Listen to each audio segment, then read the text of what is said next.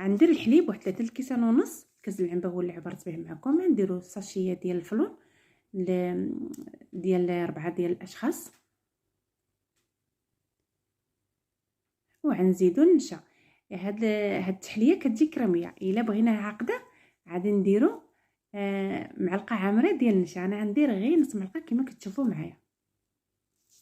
كنشعلوا عليها البوطه، ما كنحيديش يدينا منها باش ما تسقليناش. صافي كما كتشوفوا معايا راه تقلت ليا، غير كطلع الفيضه واحد 2 جنوبات صافي كنحيدها. هنا عندي واحد 2 حبات ديال البنان كبارين، اللي كانوا صغارين نديروا 3، وعندي 9 ديال القطع ديال البسكوي، اي بسكوي كنفضلوه. صافي غادي نديرو في هذا الكاس. غادي نخوي الخليط اللي وجدت معكم، راه مازال سخون، تيخليه يبرد باش ما يخسر لك الطحانه ديالو. خليه حتى يدفى عاد طحنيه. صافي انا غير مزروبه شويه داكشي باش درتو مازال سخون. نطحن ونرجع معكم. هنا عندي الكويسات اللي عندي فيهم هاد التحليه. عندي هنا الزبيب اللي غسلته بالماء بارد ونشفته، ونديرو هذا التزيين ولا هذا الفواكه الجافه اللي كنزيدو نديرو اللي كنبغيوه. فهمتوا؟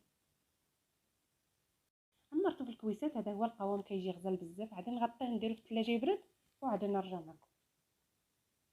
هنا عندي البنان مقطع طريفات صغار.